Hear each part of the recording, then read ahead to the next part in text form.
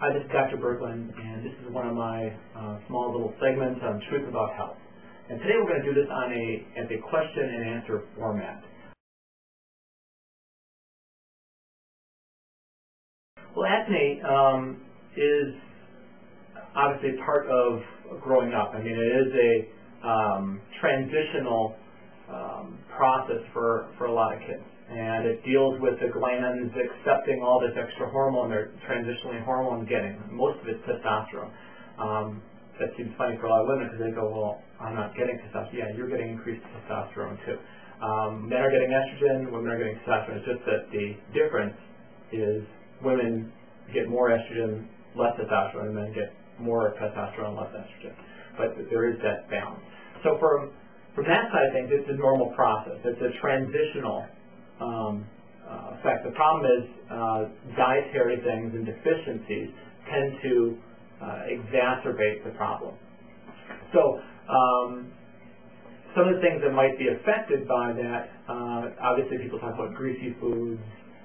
People talk about, certain trigger foods. Some people have chocolate are issues. And I think those definitely play a role. But I think that there's also nutritional food allergies definitely play a role, and there's more triggers than the standard ones that we see. The other thing that usually happens is intestinally there can be some major toxicity going on. So if someone's constipated or someone has abnormal bacteria or yeast going on intestinally, we'll see that as some of those toxins will get absorbed into the system, and the skin will reflect the body trying to get rid of that stuff.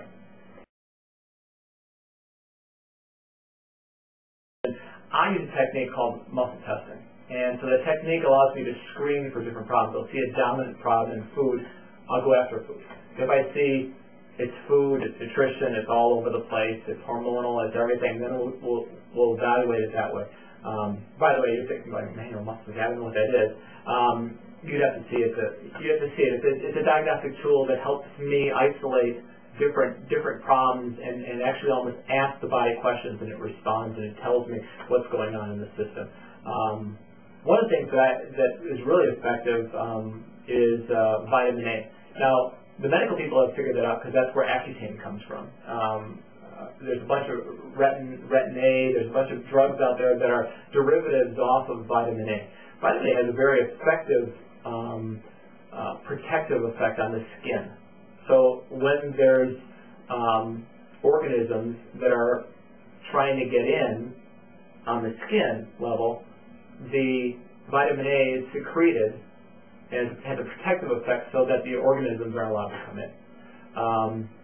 So I'm using manual muscle testing to say, does the body need vitamin A, does it not? Does it need progesterone, does it not? Are there toxicities? If I use a detox, intestinal cleansing, a detoxification protocol, will that be effective or won't it? Well, we can deal with it from the external, okay? The challenge you have to understand is that the problem is generally internal. So if we deal with acne from the outside, then we will continually have to deal with it from the outside, kind of like waiting for the accident to happen, waiting for your engine to die out before you start fixing it. Instead of saying, well, we saw this little problem early on, we tried to deal with some internal diagnostic stuff with this, and we fix that before this becomes a major problem. When it comes to acne, if we, doctors have used tetracycline, different antibiotics, and that helps control the bacteria within the system, which for some people is what's causing this going on in their face. However, I prefer actually normalizing with healthy bacteria. If there is an intestinal bacterial problem, I'd rather deal with it from a healthy bacteria like Lactobacillus acidophilus, bifidobacteria, and those kind of things, soil organisms, to help normalize the intestines. Ultimately, my philosophy is that I believe that the body has the ability to heal itself if we give it all the tools, all the things it needs. Even during the transitional time when the body's trying to adapt, obviously it needs more help during the transition than it does before or after. Because we have, how many 25-year-olds struggle with acne? Not as many as 13, 14, 15-year-olds.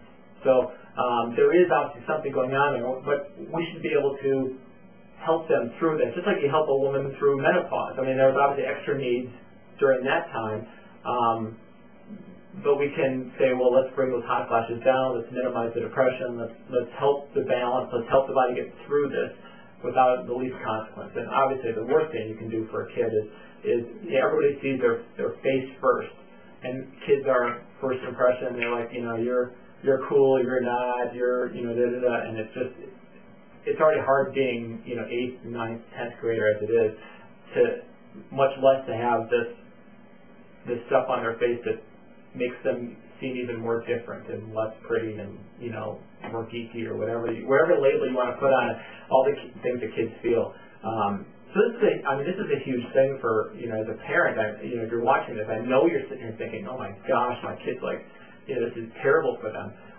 And I'm not saying I can make it all go away.